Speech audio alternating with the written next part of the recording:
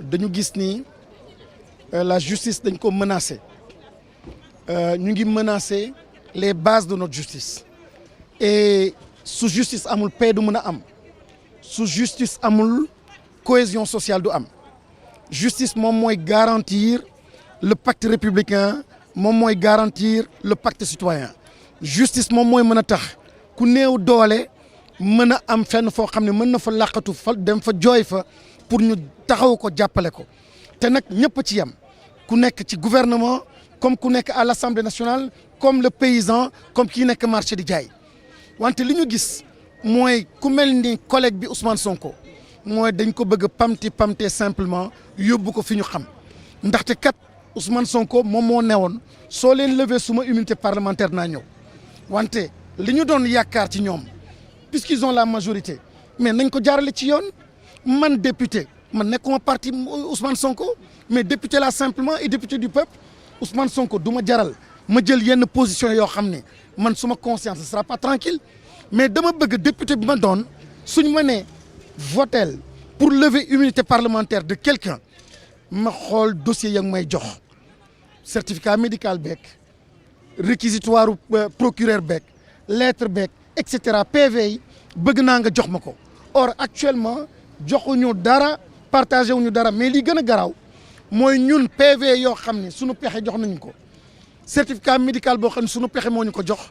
suñuy xool loolu ak lii am ak li ñu wax fii yàlla ak yaali la du benn te nag nit nag moom ma ne man yàgg naa dégg Senghor dégg Abdou Diouf dégg Wade dégg Macky Sall lépp day dem yàlla rek a fi des dama ne man je ne juge pas ndax Ousmane Sonko wax na dëgg wala keneen wax dëgg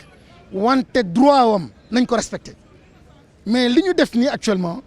jël réquisitoire boo xam ni procureur moo ko bind yónni ko juge d'instruction mënul yëngal république bi lu dul via réquisitoire boobu du plainte ko yëngal du PV la war a sukkandiku pour def liggéeyam lenn rek la war a sukkandiku pour def liggéeyam mooy réquisitoire introductif boobu or réquisitoire boobu dafa ne x waaw li ñuy xaar ci juge d'instruction bi mooy mu def liggéeyam def investigation def enquête laaj yeneen médecin laaj ci ay témoins mais mu jël un peu de temps pour xool mën a décider wante en moins de 24 heures ñu jox la bataaxal googu yow ngi juge d'instruction yore askan bi yore la base ce qui fait notre cohésion ce qui fait notre pacte en moins de 24 heures sans laajte sans gis témoin sans analyser en moins de 24 heures nga jël x boobu remplacer ko yow Ousmane Sonko laaj assemblée nationale ne x boobu man décidé naa ne Ousmane Sonko la lever leen donc immunité bi du ñu ko def man du ma ko def. mais ndax nar ñu ko def sans yéen d'autant plus que da ngeen a gedd. mais xam nga man représentant du peuple la ñun ay représentant du peuple la ñu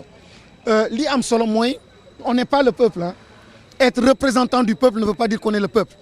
bi li ma am ni moom mooy restituer li am peuple bi nag moom mooy décider su dee dañ ko jàpp comme feuilleton di seetaan télé di seetaan et cetera ñu continuer noonu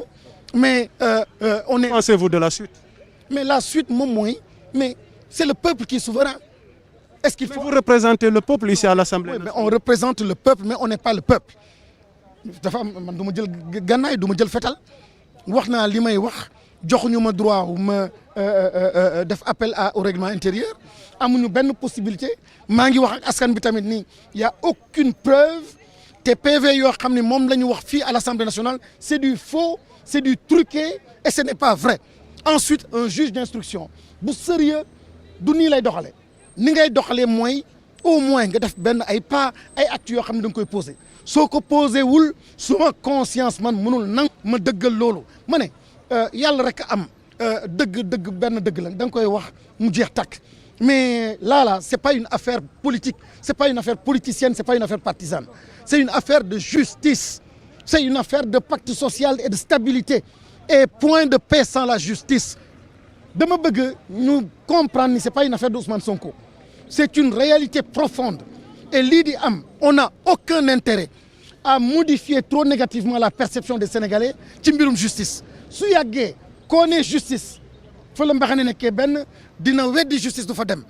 loolu nag moom moo am réew yu bëri et finalement on installe le pays dans une instabilité boo xam ni qui n'est pas du tout souhaitable.